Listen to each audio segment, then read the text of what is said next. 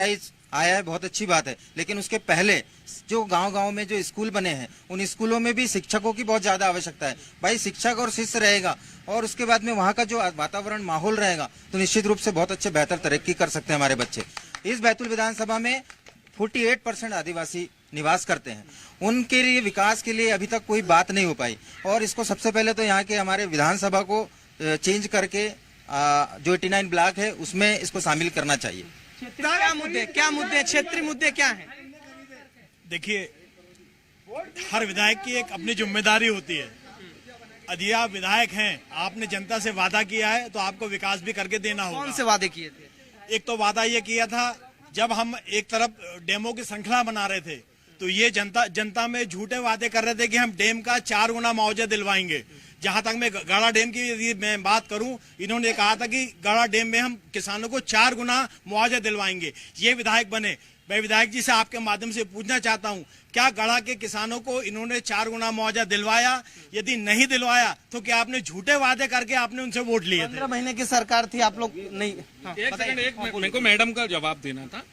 अभी मैडम ने बोला कि 60 साल में कांग्रेस ने कुछ नहीं किया, तो मैं बताना चाहूंगा कि यहाँ जितने लोग खड़े हैं वो कांग्रेस के बनाए हुए स्कूलों में पढ़े हैं, कांग्रेस के बनाए हॉस्पिटल में पैदा हुए हैं। दूसरी चीज मैडम बोल रही थी 2G घोटाला, वो जो 2G घोटाला था वो एक सिर्फ षड्यंत्र था, उसमें सभी लोग बरी। 15 महीनों में किसानों को मुआवजा नहीं मिला। हाँ, ये बोल रहे हैं। नहीं तो भाई साहब, जहाँ तक गढ़ा डैम की बात कर रहे हैं तो उसका प्रभावित मैं किसान भी हूँ और केंद्र सरकार ने किसानों को 4 गुना मुआवजा देने की बात करी थी, मगर मध्य प्रदेश सरकार ने उसको 2 गुना करके किसानों को मुआवजा नहीं दिया। जो रजिस्ट्री गाइडलाइन है, रजिस्ट्री गाइडलाइन के हिसाब से मुआवजा नहीं दिया। आज भी किसान परेशान है। कोर्ट में केस बताइए, यहाँ रोजगार शिक्षा की क्या व्यवस्था है? बुनियादी क्या और क्या व्यवस्था है? क्या कितना विकास हुआ? बैतूल की क्या असल में ये कांग्रेस और भाजपा की राजनीति ने बैतूल को बर्बाद कर दिया।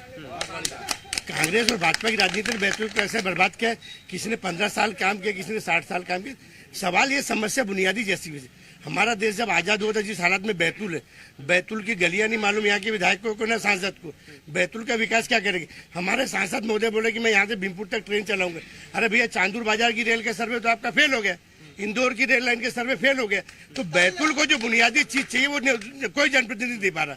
और दुर्भाग्य इस बात का, जो बैतूल की पहचान है पुण्य सलीला सूर्यपुत्री ताप्ती से, ताप्ती का सर्वांगीण विकास जो अन्य जिलों की नदियां है, जो नर्मदा है, आपका गंगा है, यमुना है, जो नदियों का हुआ है। इस बार वोट जब डालेंगे तो क्या सोच के? इस बार ये सोच के जाना है कि जो ताप्ती के लिए काम करेगा, जो इस जिले के लिए काम करेगा, उसको वोट देना है। क्या मुद्दे हैं क्षेत्रीय मुद्दे? सर, मुद्दे मेरे क्षेत्र ये शिक्षा है। सबसे पहले यहाँ की जिस तरह से प्राइवेट स्कूलों को बढ़ावा दिया जा रहा है, आप सरकारी स्कूल टोटल बंद कर दिए गए। उसके बाद स्वास्थ्य की बात कर ले, यहाँ से 10 कदम की दूरी पे, हाँ हेल्थ के 10 कदम की दूरी पे गवर्नमेंट ने बहुत बड़ा हॉस्पिटल तो बना दिया, लेकिन वहाँ पे मरीज की कोई व्यवस्था ही नहीं रहती। डॉक्टर अपनी मनमर्जी से ड्यूटी आते हैं। उसके बाद भी कई बार जनप्रतिनिधि। क्षेत्रीय मुद्दे हैं यहाँ के? अभी क्षेत्रीय मुद्दे तो भाई साहब बहुत सारे हैं यहाँ पर, यहाँ नहीं सब जगह में ही है। और आपको मैं बताना चाहता हूँ कि CM राइज, इसकी आवश्यकता क्यों पड़ी? सबसे पहले तो हमको देखना चाहिए कि आवश्यकता क्यों पड़ी इसकी। पहले क्या शिक्षा नहीं थी क्या? पहले शिक्षा थी। जितने भी नेता है, मैं कांग्रेस बीजेपी दोनों की बात करता हूँ, इन लोगों ने केवल अपना उत्थान किया है। अगर कोई भी पार्टी चाहती है कि हम जनता का उत्थान करें तो उसके लिए सबसे पहले इन्हें स्वास्थ्य, शिक्षा और जरूरत बेसिक बुनियादी चीजों को देना चाहिए था। अब इन लोगों ने दिया नहीं। अब CM राइज डाल दिया। इसके पहले जो जितने भी सांसद विधायक जो भी रहे, इन लोगों ने शिक्षा पे ध्यान दिया नहीं। प्राइवेट स्कूलों का आगमन हो गया। और आज भी अगर ये करना चाहते हैं तो भ्रष्टाचार, चोर मौसेरे भाई, ये दोनों पार्टी। मैं 2 मिनट भाई साहब। क्यों बीजेपी कांग्रेस दोनों ने विकास काम नहीं किया है? कह रहे नहीं, मैं तो अभी देख रहा हूँ कि 2002-3 के बाद से देख रहा हूँ मैं, जब से बीजेपी की सरकार इसके पहले से आई है, जब से देख रहा हूँ बिल्कुल विकास नहीं हुआ। कांग्रेस में तो कुछ हो भी रहा था, थोड़ा तो किया उनने, लेकिन बीजेपी वाले तो बिल्कुल भ्रष्टाचार कर रहे हैं। दोनों ही पार्टी के लोग कह रहे हैं कुछ हुआ नहीं। ये इनके अंदरूनी लड़ाई में गए। इनने झूठ बोला था 2 लाख रुपए किसान को देंगे, वो नहीं। उन्हें 1500 रुपए के लाडली बहना के जो फॉर्म झूठे भरवा रहे, लोगों को बलगला रहे, ये रोकना बंद करे, वरना बहुत बुरा हारेंगे ये लोग। आ रहा हूँ आपके पास। ये बताइए, आप लोग अपना विकास के क्षेत्र का नहीं किया, क्योंकि कह रहे हैं कि विधायक को तो रास्ता नहीं पता है। अगर विधायक को रास्ता नहीं पता होता तो उस विधायक ने एक घर जाकर के 1-1 रुपए चंदा राम जन्मभूमि के लिए लिया, जिसके नाम पे ये लोग अपना वोट मांगते हैं।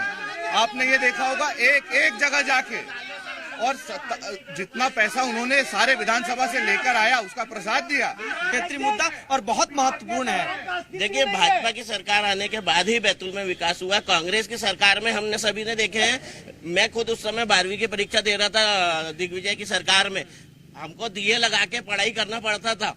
बिल्कुल बिजली रोड तो थी नहीं, गड्ढों में रोड थी। दीजिए अपने विधायक जी जो काम किए हो 5 सालों उपलब्धि गिना दीजिए, कौन सा काम? मैं उपलब्धि गिनाऊंगा, लेकिन मेरा पहला एक सवाल है। ये भारतीय जनता पार्टी के जो सब नेता लोग खड़े हैं इनसे मैं ये पूछना चाहता हूँ इन लोगों से सबसे कि पेट्रोल डीजल बेरोजगारी पे कब बात करोगे? क्या धर्म के नाम पे ही देश को बेवकूफ बनाओगे आप लोग? क्या राम भगवान अल्लाह है ना, इन पे ही क्या देश को लड़ा के आप लोग क्या देश में ऐसा पूरा सवाल भाई, पेट्रोल के रेट बढ़ रहे हैं, डीजल के रेट बढ़ रहे हैं, गैस के रेट बढ़ रहे हैं। मुख्यतः बैतूल का ऐसा कौन सा मुद्दा? महंगाई का मुद्दा नहीं है क्या? आम जन के लिए मुद्दा नहीं है महंगाई? उस पे ये लोग क्यों बात नहीं करते हैं? और रही बात बैतूल विधायक की, तो भाई मैं आपको बता चुका हूं उसके पहले कि सरकार जब तक थी उन्होंने रिंग रोड के लिए प्रस्ताव दिया, वो बाद में 100 साल के लिए आत्मनिर्भर हुआ है। ये हमारे क्षेत्र का विकास है। पानी, रोड, प्रधानमंत्री आवास, 24 घंटे बिजली। ये बताइए 24 घंटे बिजली है क्या? 24 घंटे अभी बीच में चली जा रही है बिजली, जिससे परेशानी हो रही है जनता को। और रही बात बीजेपी और कांग्रेस, हम तो दोनों का समर्थन नहीं करते हैं, क्योंकि आदिवासी समाज के साथ जो अपमान हो रहा है, रोजगार नहीं दिया जा रहा है, शिक्षा नहीं दिया जा रहा है, गाँव में बिजली नहीं पहुँचाई जा रही है, इसके हम विरोध में हैं। क्षेत्र का कितना विकास हुआ है? कौन से काम ऐसे हैं लगते हैं अधूरे हैं? चुनाव के वक्त आप लोग फिर याद कर रहे हैं। क्षेत्र के तो बहुत सारी समस्या, अभी स्कूलों में जाके पानी टपक रहा है, आज भी सड़कें नहीं है, और बेरोजगार है, महाराष्ट्र जा रहे हैं लोग, पलायन कर रहे हैं रोजगार के लिए। तो भाई ऐसे प्रतिनिधियों को चुन के हम क्या करेंगे? सीधी बात। और सबसे बड़ी बात है अभी लोकसभा में बात नहीं रख रहा है, जिसकी वजह से पलायन यहाँ लगातार हो रहा है। उनकी वजह आज हम अगर विकास यात्रा निकाली गई थी अभी बीजेपी सरकार के द्वारा, तो हम ये पूछना चाहते हैं कि क्या पलायन एक विकास कम हो सकता है?